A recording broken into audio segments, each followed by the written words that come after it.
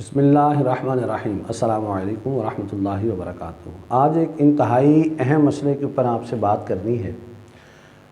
جب ہم لوگ نماز پڑھتے ہیں تو عام طور پر دیکھنے میں یہ آتا ہے کہ نماز پڑھتے ہوئے کبھی ہماری نظر جو ہے وہ سامنے دیوار پر ہوتی ہے، کبھی دائیں بائیں ہماری نظریں گھوم رہی ہوتی ہیں، کبھی گھڑی پر چلی جاتی ہیں، کبھی اگر دیوار پر کچھ لکھا ہوا ہے تو ہم اس کو پڑھنا شروع کر دیتے ہیں۔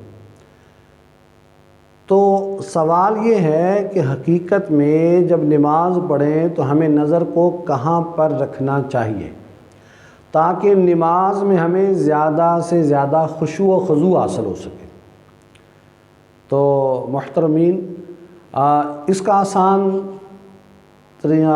سا فارمولہ جو ہے وہ ایک بزرگ نے عطا فرمایا۔ ان سے پوچھا گیا کہ نماز میں ہماری حرکت، جو نگاہوں کی حرکت ہے وہ بہک جاتی ہے، کبھی دائیں بائیں آگے پیچھے، اور کبھی سامنے دیوار پر لکھی ہوئی تحریروں پر، کبھی گھڑی کے ٹائم پر، کبھی جو ہے وہ سیکنڈ اور منٹ کی سوئیوں کے اوپر چلی جاتی، تو کیا کریں؟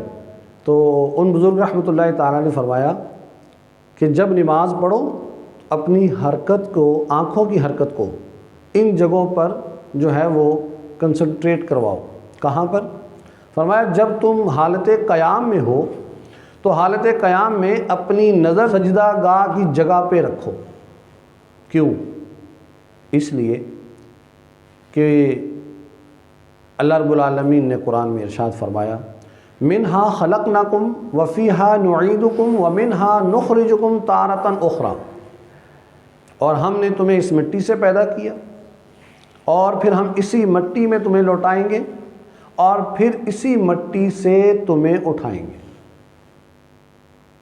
اور جب تم حالت رکوع میں چلے جاؤ تو اس وقت اپنی نگاہوں کو اپنے پاؤں کے انگوٹھوں پر رکھو، اس لیے کہ جب روح نکلنے کا آغاز ہوگا تو وہ پاؤں کے انگوٹھوں سے شروع ہوگا۔ تو یہ سوچو کہ ابھی میری آخری نماز ہے، کہیں ایسا نہ ہو کہ ابھی میری روح نکلنے لگ جائے۔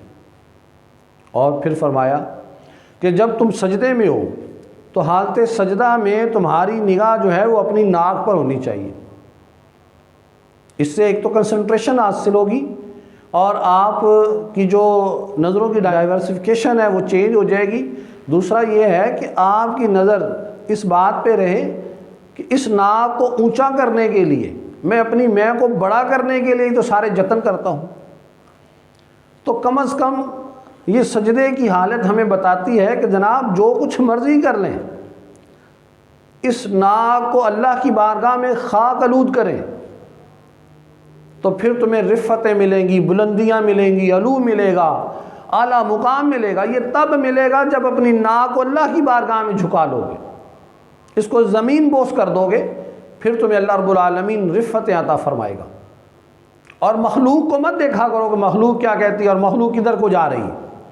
اور لوگ کیسے چاہتے ہیں کہ ہماری نظر جو ہے وہ ہم بڑے پھو پھام دکھائیں۔ میں اپنی جو ہے جب تک چھوٹی نہیں ہوگی، میں کو ماریں گے نہیں تب تک تو پیدا نہیں ہوگا۔ اور پھر پوچھا گیا کہ جب ہم تشہد پر بیٹھتے ہیں تو ہماری نظر کو کہاں ہونا چاہیے؟ فرمایا دو میں سے ایک جگہ پہ رکھو۔ کہاں؟ یا تو سینے پہ رکھو، اس لیے کہ جب روح نکلتی ہے تو یہاں پر جا کر اٹک جاتی ہے۔ یہ میری آخری نماز نہ ہو، ایسا نہ ہو کہ میری روح جب نکلے تو اٹک جائے اور مجھے دوبارہ موقع میسر نہ آئے۔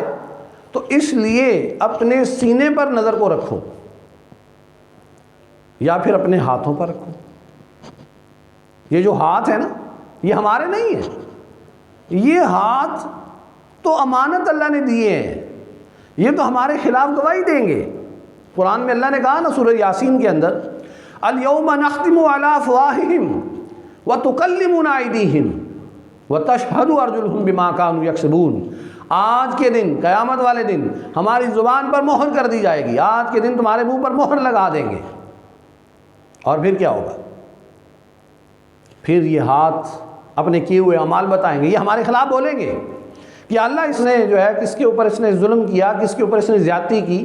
یہ ہاتھ بولیں گے ان ہاتھوں سے کیا گناہوں کو اختیار کیا، ان ہاتھوں نے ہمارے خلاف ہو جانا ہے، ان ہاتھوں نے ہمارے خلاف گواہی دینی ہے اللہ کو کہ اللہ یہ تو نے قرآن پکڑنے کے لیے دیے تھے نا، یہ حدیث پکڑنے کے لیے دیے تھے، یہ والدین کی خدمت کرنے کے لیے دیے تھے، یہ مخلوق کی خدمت کرنے کے لیے دیے تھے، لیکن یہ ہاتھ جب بھی اٹھے ظلم کے حق میں اٹھے، انہوں نے ظلم اختیار کیا، ظلم کے خلاف نہ ہوئے، یہ ہمارے خلاف ہو جائیں گے۔ یہ جو موبائل ہم یوز کرتے ہیں نا ہاتھوں کے ساتھ، اور اس کے اوپر بے حیائی برائی کے معاملات وغیرہ دیکھتے ہیں، یہ تب اس کی بھی گواہی دیں گے کہ یہ اس کے ساتھ کیا کچھ کرتے رہے، کیا گناہوں بھری زندگی انہوں نے اس کے ساتھ گزاری۔ تو یہ ہاتھ ہمارے خلاف گواہی دینے والے بن جائیں گے۔ اس لیے جب نماز پڑھو تو تشہد کے اندر ہماری نظر جو اپنے ہاتھوں کے اوپر ہو، اس لیے کہ یہ ایسا نہ ہو کہ ہمارے خلاف ہو جائیں، ان کو اپنے حق میں دیجیے، اپنے رب کو راضی کیجیے۔ اور جب سلام پھیرے تو نیت یہ ہو کہ یہ دائیں طرف میرے جتنے نمازی ہیں ان کو بھی السلام علیکم ورحمۃ اللہ، اور بائیں طرف والوں کو بھی، اور اس کے ساتھ یہ ذہن میں رکھیے کہ یہاں کرامن کاتبین بیٹھے ہوئے ہیں، جو قرآن میں کہا اللہ رب العالمین نے کرامن کاتبین، جو کچھ تم کرتے ہو یہ لکھ رہے ہیں، ریکارڈ کر رہے ہیں۔ آج بڑا آسان ہے، کمپیوٹر ہمارے پاس موبائل ہے نا، نیٹ ہے، تو یہ ہمیں بتا رہا ہوتا ہے۔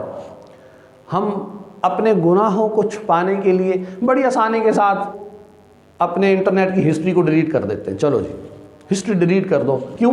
امی کو نہیں پتہ چلے گا، ابو کو نہیں پتہ چلے گا، بھائی کو نہیں پتہ چلے گا، ہسٹری ڈیلیٹ ہو گئی۔ نہیں، کرامن کاتبین، ان کے پاس جو ہسٹری ہے وہ کون ڈیلیٹ کرے گا؟ وہ کیسے ڈیلیٹ ہو گئی؟ یہ تو وہ ہسٹری ہے نا جو ہمارے ریکارڈ میں تھی، ہم نے نیٹ سے فوراً ہسٹری کو جو ہے وہ نکالا اور ڈیلیٹ کر دیا۔ لیکن جو ہسٹری کرامن کاتبین مینٹین کر رہے ہیں، قیامت والے دن جو بولی جائے گی، اور اس وقت یہ کہا جائے گا، کیا نامہ اعمال دیا جائے گا تو ساتھ یہ کہا جائے گا اقرا کتابک، پڑھو اپنے اعمال کو۔ پھر وہاں پہ کیا امی ابو ہوں گے؟ نہیں، وہاں پہ سب ہوں گے، ساری امتیں ہوں گی، سب کے سامنے ہمیں کہا جائے گا کہ اقرا کتابک، اپنے اعمال کو پڑھو۔ تو پھر ہم کیا پڑھیں گے کہ ہم ان ہاتھوں سے ان پاؤں سے گناہوں کو اختیار کرتے رہے؟ تو اس لیے جب نماز پڑھیں تو خشوع و خضوع کے ساتھ اور پوری توجہ کے ساتھ یہ سمجھیں کہ یہ میری زندگی کی آخری نماز ہے۔ بالکل اسی طرح سے جیسے آپ کو یہ پتہ چلے کہ ابھی میں نے جیسے ہی مسجد سے باہر نکلنا ہے تو اسرائیل علیہ السلام، ملک الموت علیہ السلام میری روح قبض کرنے کے لیے تیار ہے، تو ہم کتنے سکون سے نماز پڑھیں گے، ہم کیسے نماز پڑھیں گے، ہم کتنی لمبی نماز پڑھیں گے، کتنے خشوع و خضوع کے ساتھ نماز پڑھیں گے۔ تو اللہ رب العالمین سے دعا ہے کہ ہمیں نماز کو احسن انداز میں ادا کرنے کی توفیق عطا فرمائے، اور جو اس کو سنے اس کو پھیلائے، اللہ رب العالمین اس کو دین دنیا کی بھلائیاں عطا فرمائے، اور اسے اپنے محبوب کے صدقہ سے پکا سچا نمازی بنائے۔ وما علینا الا البلاغ۔